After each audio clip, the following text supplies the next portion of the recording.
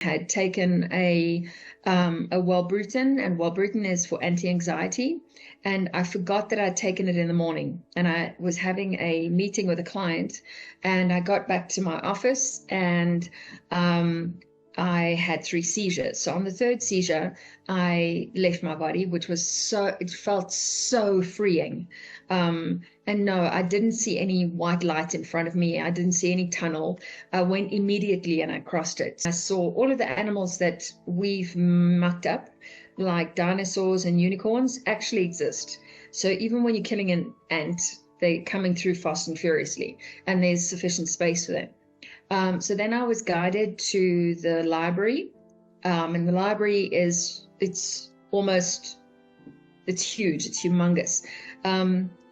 So what happened in the library was they took out my life review, and there was 0 judgment. So I think there were 3 or 4 souls next to me, and all that we looked at was the decisions that I'd made, and they weren't interested in things such as achievements of building a business or doing something. That they were interested in, did you see that you helped and gave $100 to that woman who didn't have food and she couldn't pay the groceries that was in front of you? Did you notice that human being? Where was your kindness? So it was very focused on not guiding me at all, but not judging me at all. There was 0 judgment. So we then, I remember having a chat to one of the individuals and talking to them about, so what happens to people with mental health, that have got mental health issues. And she showed me a tower in the background. And she said, so somebody, for instance, if a soul is scarred during the period of being on Earth, because Earth is not the only place that there's life, but it's the most dense. It's a very dense frequency. So she explained, for example, when Joan of Arc came back, they had to take her into a hospital. And basically, you've just got people helping your soul come back together because you've been fragmented and you've been freaked out. So consciousness and I were walking, and as we were walking, everything, literally everything I understood. So past, present, future. There isn't a past, there isn't a future. Everything happens in parallel.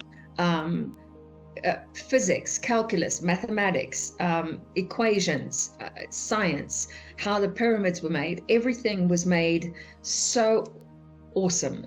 It was just, you just open your eyes. Because human beings that have lived on Earth prefer to have their own domiciles, so you can create a home for yourself if you want to. You imagine it, and then say you want a home, but it's got to have a lake, or it's got to have some sort of trees around it, and a waterfall, then you manifest that. You don't sleep, you don't eat, but you can have meals. So the temperature is 75 degrees there, Fahrenheit.